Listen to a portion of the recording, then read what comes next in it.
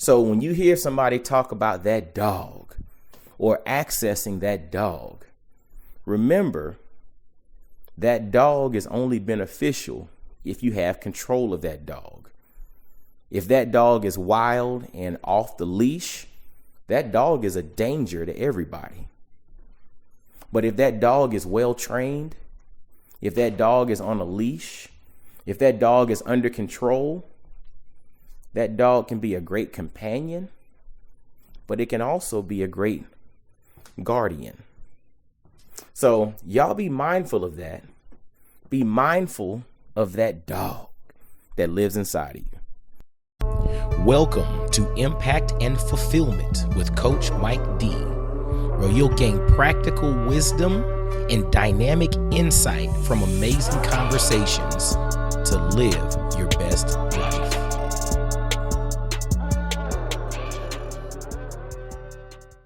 What's going on, y'all? This is Coach Mike D with another episode of Impact and Fulfillment. Hope y'all are having an amazing day, getting out there and enjoying yourself. If you're listening to this early in the morning, make this day a great day, right? If this is the end of your day that you're listening to this, I hope today was amazing. And guess what? If it wasn't, you got tomorrow. Make tomorrow amazing. Okay? So dig this, man. A quick conversation. And this conversation literally is inspired by my coaching of youth football these days. Okay. So, I do personal development, peak performance, executive coaching, etc. Working with, folks who are operating at very high levels. I work with them, but then I also am an assistant coach on my son's youth football team. And this age bracket is 10U. So pretty much most of the kids are 4th or 5th graders. We have a few younger, but most are 4th and 5th grade. And so what's interesting about the process of coaching sports is that sports, regardless of whether you're winning the game, losing the game, etc., playing sports, especially team sports, gives you an opportunity to learn about yourself. It gives you the opportunity to learn how to work well with others, how to play your position, how your position fits into the big picture, right? There are a lot of life lessons, embedded in sports. And that's why personally, I'm a huge fan of kids playing team sports. Now, individual sports are cool, they're dope, but team sports teaches you so much about life and about yourself. And so in football is interesting because, back when I played way back in the 90s, the game was different, right? It was really all about the big hits and the contact. And on defense, if you couldn't make the interception, you were taught to separate the man from the ball, right? Big hits. Like it was a different game. A lot of times back in the day, you're tackling, you were taught to put your face mask in the guy's chest. Now you keep your head out of the mix completely. All the new conversation around, protocols on protection from CTE later on, etc. Like the game has changed. Another thing that you learn in dealing with blocking, when I was a kid, we were taught to put your shoulder pads or put your body on the next man and use your hands to guide them. Now we're teaching kids to, in essence, shoot their hands initially, to lead with their hands. Techniques are changing. When you learn better and know better, you have to do better. And that starts at the very youth level. But one thing, as it pertains to football, that has not changed, that is still a vital part of the game, and that is extremely necessary if you're going to really do the thing and do it at a very high level, is you got to be able to call out that dog. You got to be able to call out that dog. So if you talk to anybody who's a fan of football And a lot of the guys listening here, I don't have to explain it. But for some of you that maybe are in another country, or maybe there's some ladies listening, or maybe there's some guys who really just aren't tapped into sports, football, American football to be specific, calling out that dog means you're calling out that thing that's inside of you that's relentless, right? And so it's like if you watch somebody play ball, even in basketball or something else, and somebody makes the comment of, man, he's a dog, or man, he got that dog in him. It's that person is so relentless that he won't be stopped, right? That person is so focused on what it is they're supposed to do that there's not any person or any obstacle in the way that's going to keep them from accomplishing their goals.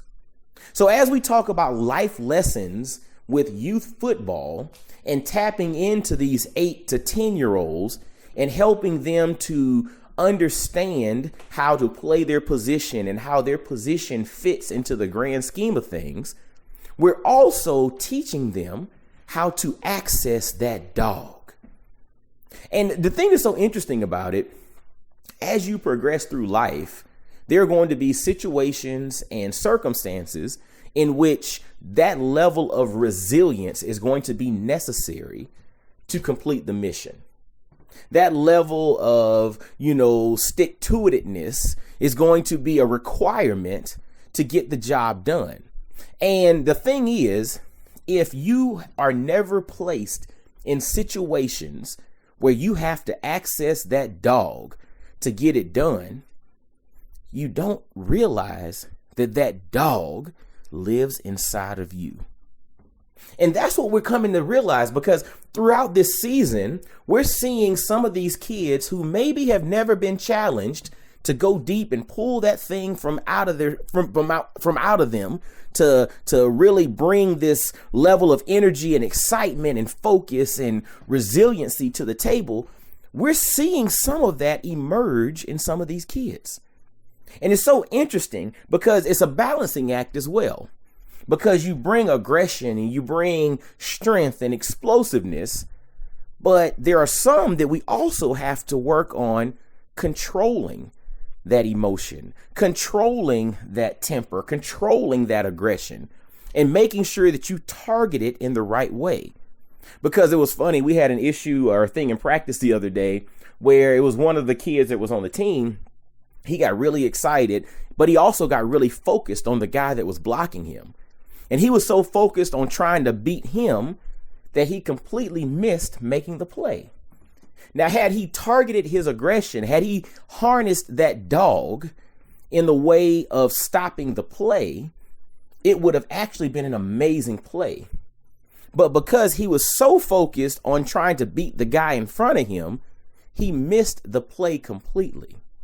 See, these are all parts of life lessons, because this gave us an opportunity to teach him and tell him that, yes, that level of aggression is great in this setting, but it has to be controlled and it has to be targeted in a way that's beneficial to the team, that's beneficial to the mission. And again, we're using football as a proxy for life lessons. We're able to use football as a proxy for peak performance or personal development coaching for 8 to 10-year-olds. And if these seeds that we're planting start to take root, then these young men, as they move through life, will be nice young men who are respectful, who know how to operate, who read well, who do their math and homework and, all of that. But in times in which they need a deep level of resiliency, that dog needs to come out. They will have the control and the ability to access that, but then also the control to make sure that it's targeted on the mission that's necessary that needs to get done. You see, the thing that's interesting in dealing with young men is that a lot of us, just about all of us, have some level of aggression built inside of us, right? We have testosterone. Like that's just there. And we have to understand that that can be a superpower, but it can also be detrimental if we don't use it properly. So that's why being strong and being aggressive, it's nothing wrong with that. The challenge is being strong and aggressive in the wrong settings, or using your strength and aggression in the wrong ways. That's a problem. That's where control comes in. But the reality is you still need access to that dog. And so I said all of this to say, and my voice just cracked right there. I said all of this to say that it's very important for us to get and gain full mastery of the full scope of our emotions, right?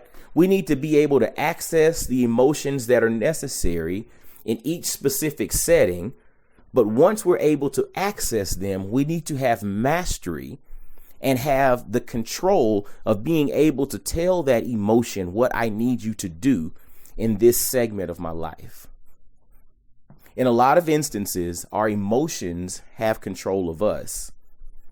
But the reality is you have emotions. You're supposed to have emotions, but you're also supposed to have control of them. You know, in my latest book, y'all definitely grab a copy, The 33 Laws of Impact and Fulfillment. You know, one of the laws I talk about how emotions are horrible drivers, but they're great passengers. So you should never toss your emotions the keys to the car to drive, but your emotions need to be in the car with you. You just need to have control of them. So when you hear somebody talk about that dog or accessing that dog, remember that dog is only beneficial if you have control of that dog. If that dog is wild and off the leash, that dog is a danger to everybody.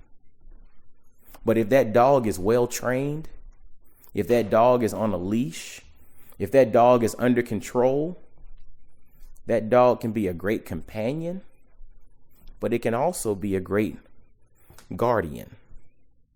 So y'all be mindful of that. Be mindful of that dog that lives inside of you.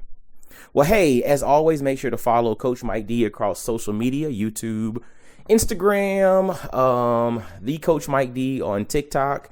Hit me on LinkedIn at Coach Mike D. Leave some comments about this episode and grab a copy of my book too, The 33 Laws of Impact and Fulfillment. And until next time, y'all be blessed, well, and wise. And I'll holler at you. Peace. I really hope you enjoyed today's episode. Make sure to hit that like button, subscribe, and follow Coach Mike D everywhere on social media. Y'all be blessed, well, and wise.